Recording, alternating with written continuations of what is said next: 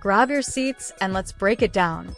Because the allegations hitting the courtroom right now are so vile, they'll make you better be seated. Because I guarantee you are not ready for this. Guys, the Diddy trial just took a turn.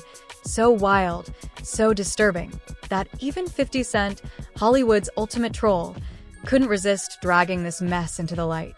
Rumors have been swirling for years about Diddy's twisted power trips. But this is next-level depravity. According to leaked evidence, allegedly released by 50 Cent himself, Diddy didn't just abuse Cassie. Oh no. He reportedly forced her into golden showers, made her drink it, and filmed the whole thing for his own sick pleasure. And guess who's been sitting on this footage? 50 Cent Skin Crawl.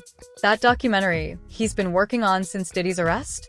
Yeah, it's not just a tell-all, it's a nuclear bomb packed with receipts. And now, those tapes might be key evidence in court.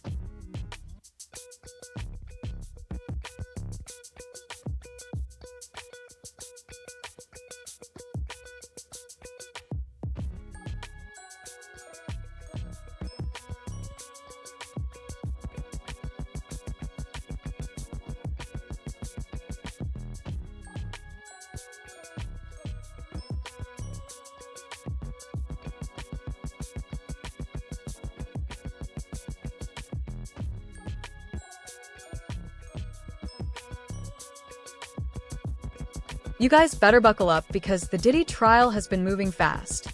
It's hard to believe this case has been brewing for over a year now, but this past week, it exploded. The jury is already locked in, opening statements are out, and witnesses are being called one after another. And baby, when I tell you this courtroom is giving drama, I mean it's giving HBO limited series in real time. Just when you thought you had all the tea, the prosecution came in and dumped a whole new kettle. Their opening statement? Explosive. It's clear we've only been sipping the surface, because underneath is a whole messy, jaw-dropping scandal that's shaking the courtroom to its core. And the word on the street? Diddy's defense team is fumbling the bag so hard that people are starting to ask if he should have just taken that plea deal when he had the chance. Like, it's looking rough. But you know who's having a field day with all this chaos? None other than 50 Cent, the king of petty, the master of shade, and Diddy's loudest troll. From the minute this trial kicked off, 50's been wildin'. He jumped on Instagram and dropped a savage AI-generated pic of himself as every single juror on Diddy's trial, captioning it, "Sean Diddy Combs' jury selection for trial is finally complete."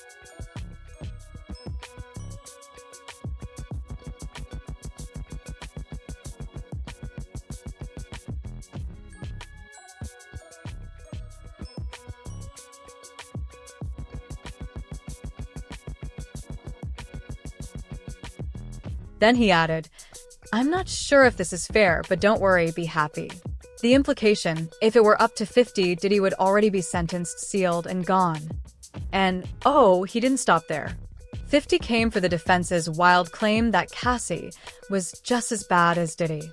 He posted another AI photo of himself as a prosecutor and clapped back with, "Your Honor, this theory of Cassie kicking Diddy's behind, I'm not buying it." He even posted another one, basically laughing at Diddy's situation with the caption, "Down on your luck? Not feeling good today? Well, look at the bright side. You could be Diddy. Chin up."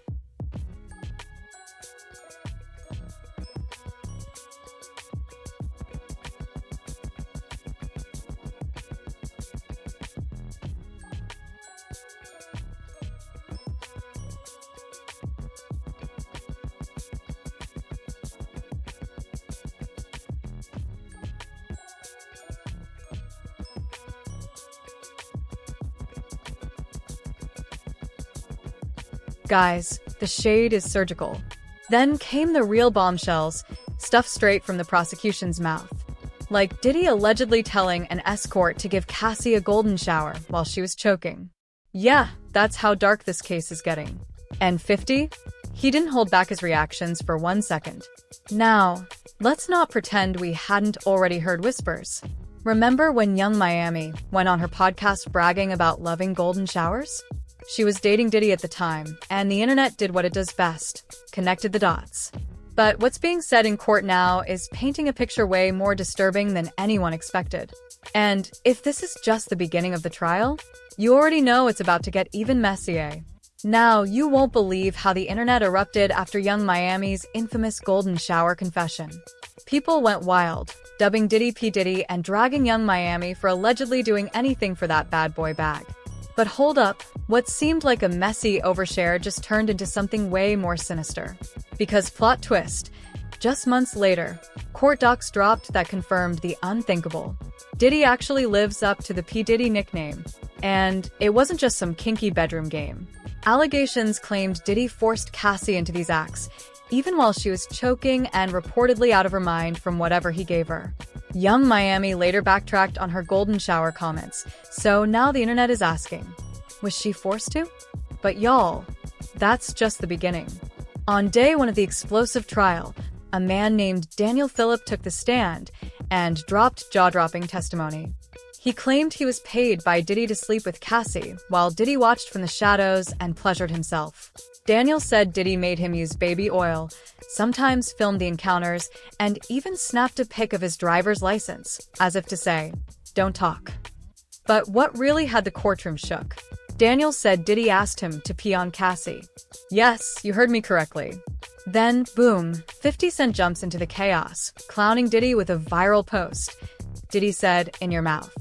SMH LOL. Now, here's where it gets even more disturbing. From the very first moments of their opening statement, the prosecution made one thing crystal clear. This trial is not about exposing some wild, consensual fetishes. This is about a man who, for over 20 years, allegedly bullied and abused women for his own pleasure, and had an entire team helping him do it. Staff members, security, drivers, people who knew what was going on and allegedly turned a blind eye or helped keep it quiet. And after all that, you'd expect Diddy's legal team to come in hot with a powerful defense, right? Something to shake up the courtroom and poke holes in the prosecution story? Nope. What they said instead stunned everyone. They literally looked the jury dead in the face and said, "This case is about love, jealousy, and money." That was their opening line. No joke. They tried to argue that Diddy was just a man with some spicy bedroom habits, and that the government had no business policing what consenting adults do behind closed doors.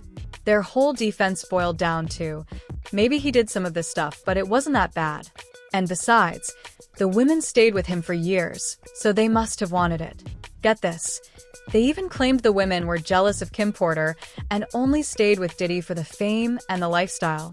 Yeah, it's not looking good for Diddy. If the prosecution really has the mountain of evidence and witness testimony they say they do, this "they liked it" excuse is going to fall apart.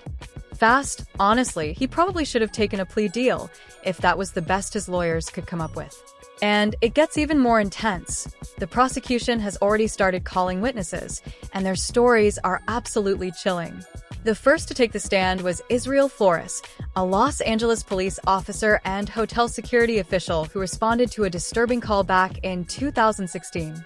He said he found Cassie and Diddy in the elevator lobby of the Intercontinental Hotel. Cassie looked a mess, swollen eye, bruises, clearly terrified. And Diddy? He allegedly tried to hand over a wad of cash right there in front of him. Flores took it as a bribe, declined, and filed a report but didn't call the cops because no one was pressing charges. Still, the damage was done, and now it's finally being talked about in open court. And then there's Cassie herself, now testifying while 8 months pregnant, using her full government name and facing Diddy with unbelievable strength. She confirmed every horrifying detail from her lawsuit, how he controlled her career, how he forced her into freak-offs, sometimes recording them, how those experiences made her feel worthless. And most heartbreaking of all, she said she lived in constant fear for her life because Diddy had staff keeping tabs on her every move.